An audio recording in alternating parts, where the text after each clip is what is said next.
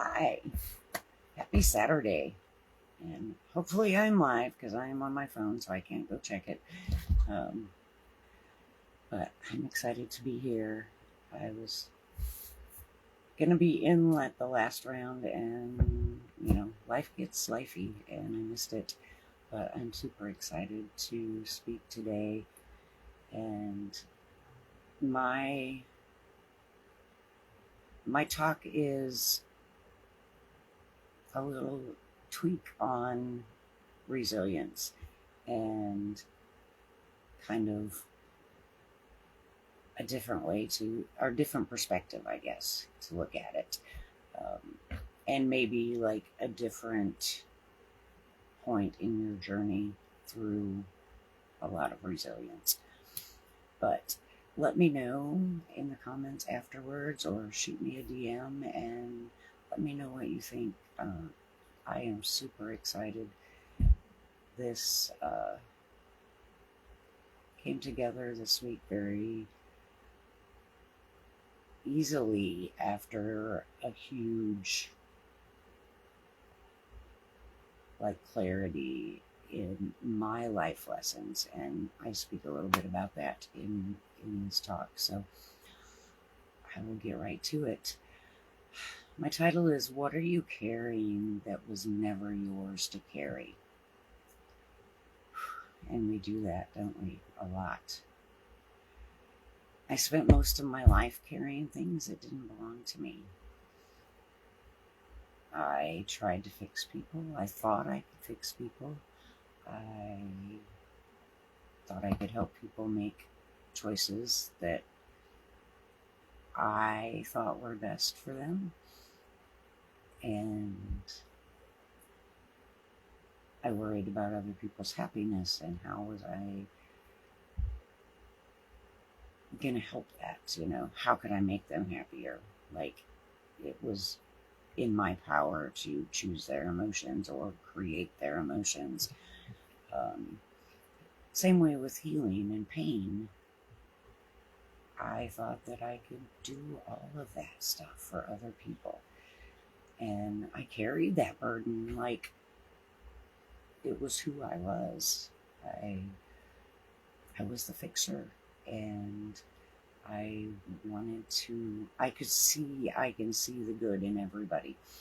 I see those glimpses of positive, and I see those glimpses of potential, and I want to expand that in people, which is not a bad trait, but pushing them and trying to force that is not my job. And making my life all about doing that for other people is not my job. And I thought that I was loving them, I love these people. I want to see the best for them. I see their potential and I want to expand it. And I thought that was all about love.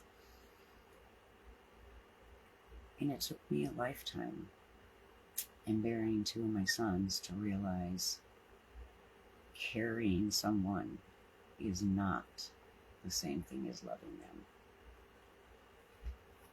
So I want to share two questions with you that changed my life, and these have been really powerful this week for me and come into such blatant clarity. So the first question, what are you carrying that isn't yours to carry? And as that need for myself to fix people, not only did I believe that I was loving them through that fixing and helping and supporting and giving advice, but expecting them to do it and trying to make choices for them instead of just being present and just loving them.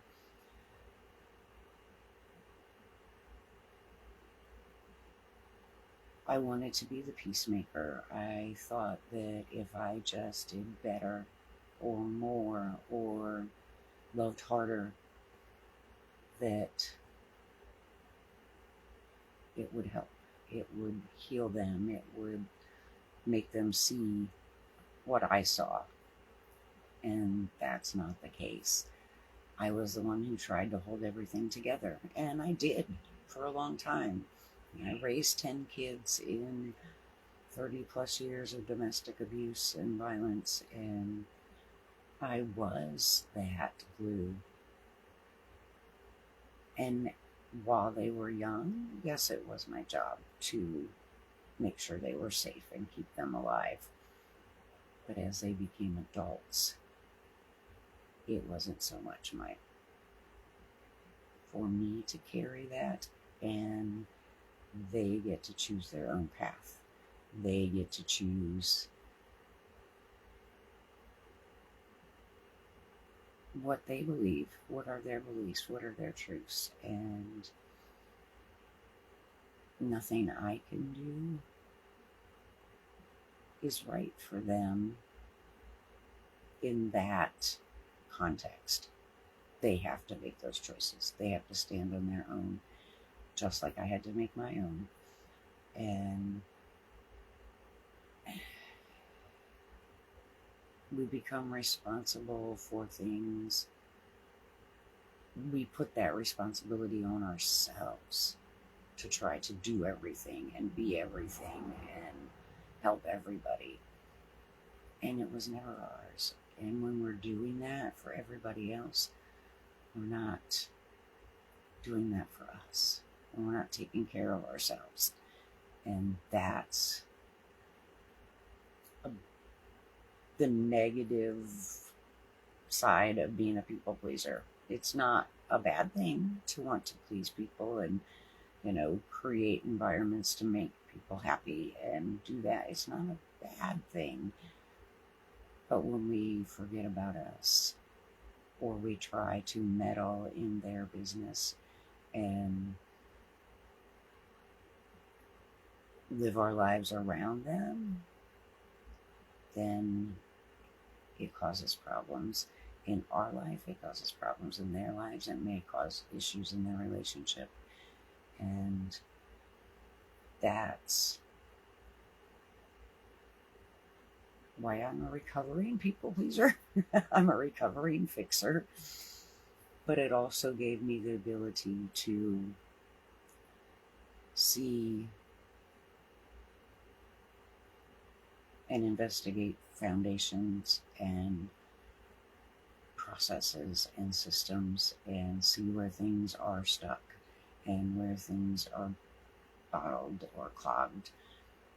And that's been a big realization, that I have that ability to analyze. I can walk into a room and analyze the energy, and I can see, where things are happening and what's happening. And most of those things are an undercurrent that other people don't necessarily see. And that's been a big revelation for me, to understand why I always wanted to help, because I could see where it comes from and how they could ask better questions, how they could, make better choices. But that's not my job until they come to ask for support.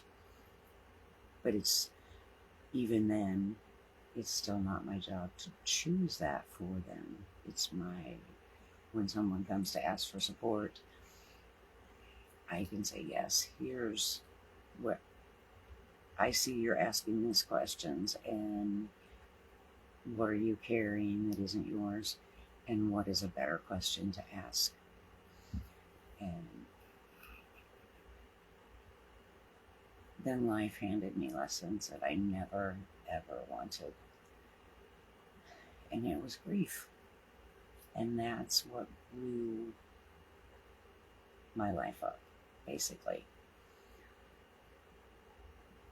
But not so much, not in the way you would think. I lost 2 boys in 8 months. I lost my oldest son, the boy who made me a mama, to a fentanyl overdose. A couple months later, my middle son came to live with me, and he didn't know how to process his grief. He still had lots of unprocessed trauma, and he was in the midst of, he had relapsed into alcoholism. He was dealing with all the guilt and the shame and the blame and all the things, and so his mental health was hard, and the addiction was active. But he taught me so much in that 6 months that he lived with me, and he'd circle back to it all the time. It's like, Mom, you can't live your life around me.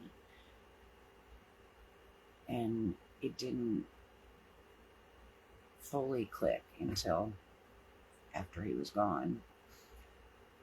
But it did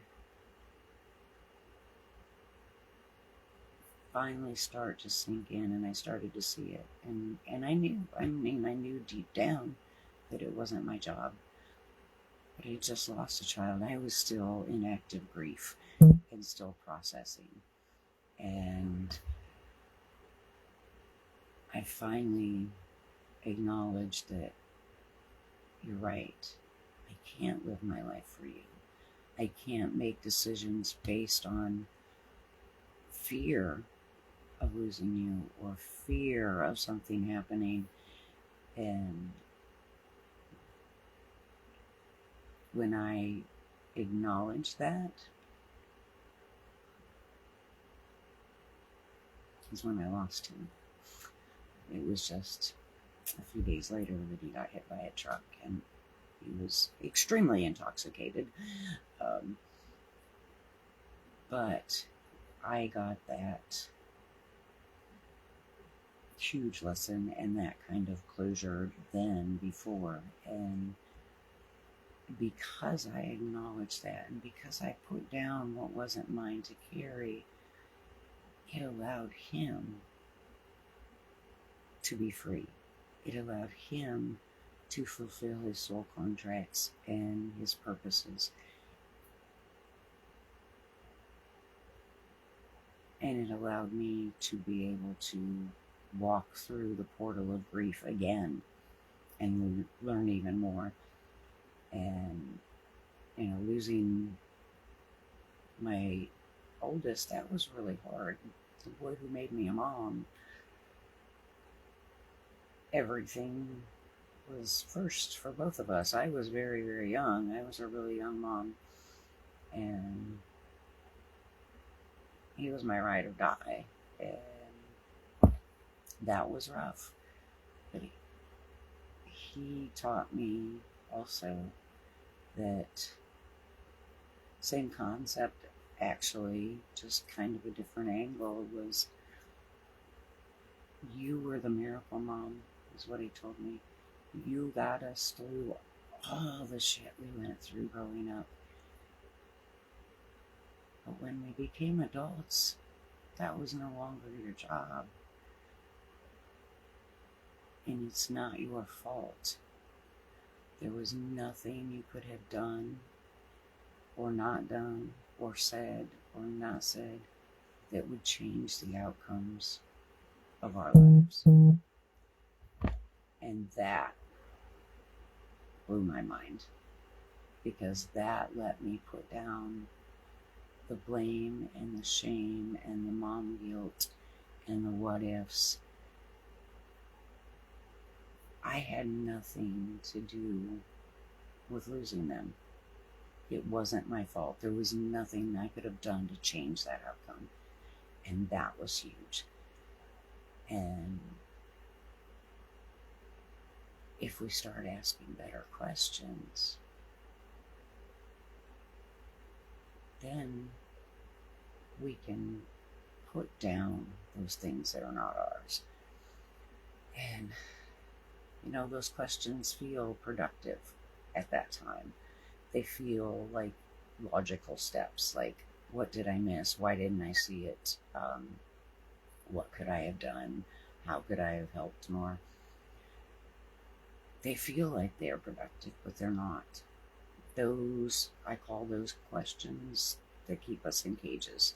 Some questions create cages, some questions create doors. And when we put down what isn't ours to carry, we can start seeing what questions create doors, and that creates freedom.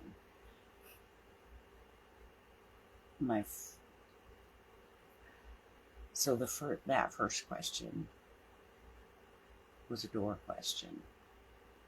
What are you carrying that isn't yours to carry?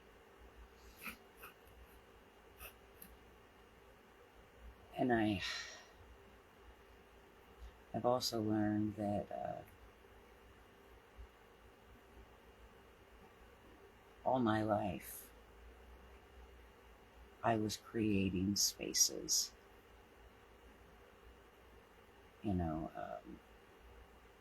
It wasn't like I didn't go to a retreat or I didn't go on a pilgrimage and I wasn't on a stage. It wasn't in a church. It was my kitchen. I raised 10 kids. I was in the kitchen all the fucking time. and, and that's funny because I just posted earlier what question do you ask yourself the most often? And one of my friends that has 3 young ones said, what the fuck am I gonna, or how the fuck is it time to cook another meal? And that resonates deeply in my soul. But I love to cook. I love feeding people. So my kitchen was always sacred. And it wasn't a spoken thing. It was just a felt thing. I cooked with love. Everybody was welcome. My kids brought home strays. I brought home strays. When you have that many kids, people either love you or they run away scared and never come back. But my kitchen, even if it was chaos,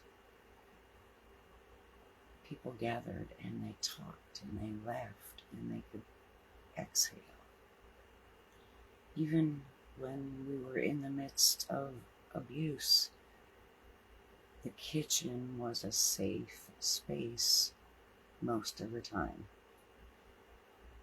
And when we sat down for a meal or had coffee, there was always coffee on. There's still always coffee on. You can just sit and just be. You don't have to talk. You don't have to share. You can. Nothing shocks me. The 2 rules I had in my house, and my kids will attest to it. No drama and never steal from me. 3, never lie to me and never steal from me. And no drama. I did not allow drama, especially once I was out of that abusive environment. No drama, because I was healing. My space needed to be sacred and safe. And I created that for others so that they could come and talk and laugh and cry and be silent. They could just be who they were in that moment, and they were accepted. And they felt it, whether they could describe it or name it or understand it. Everybody knew. If you came to my house, there was food, there was coffee, there was somebody to listen, somebody to give you a hug, whatever you needed. We accepted you where you were in that moment. And I spent my entire life creating those environments where people can breathe, where you can just exhale and let go of whatever you're carrying that isn't yours. And then my question 2, and this one has been super awesome for me this week because it has tied everything I do and everything I've done in my whole life with a common thread and shows me the clarity of where it's all going. So what environment does the person you're becoming require? When we put down the weight of what we're carrying and what we have been carrying, it creates that space, it creates that freedom.